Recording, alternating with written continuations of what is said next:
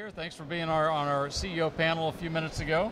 Thank you. Thanks for having me. One of the closing questions was, we have heard, and it's been pronounced, that New York City is the wireless envy of the world.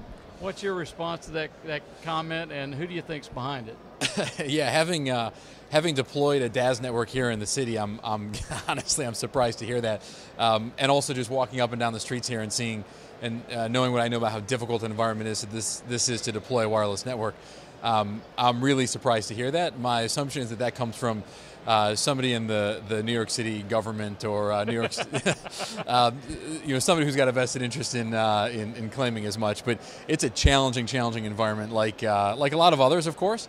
But this brings certainly in the U.S. a whole set of unique challenges that we don't see anywhere else. For example.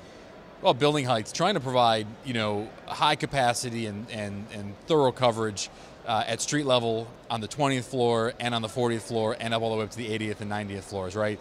Phenomenally difficult to do these multi-layered networks, reusing spectrum, dealing with interference from one layer to the next, handoffs. It's a really tough environment, not to mention from a siting and zoning perspective. You've got some of the most sophisticated landlords in the world here. And a lot of our speed and deployment elsewhere in the country is premised on having rather unsophisticated landlords.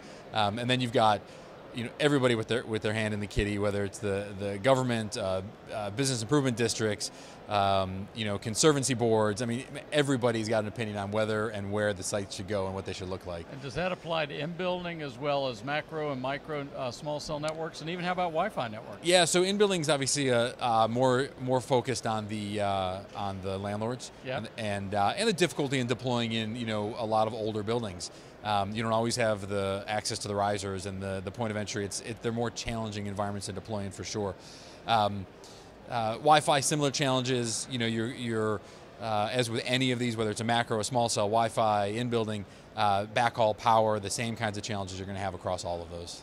Okay. In these multi-layer, up, down, tail, how do you optimize? How do you build those kind of networks? A little bit of everything, right? You've got the top pointing down, you've got the midpoint pointing down, you've got street level coverage.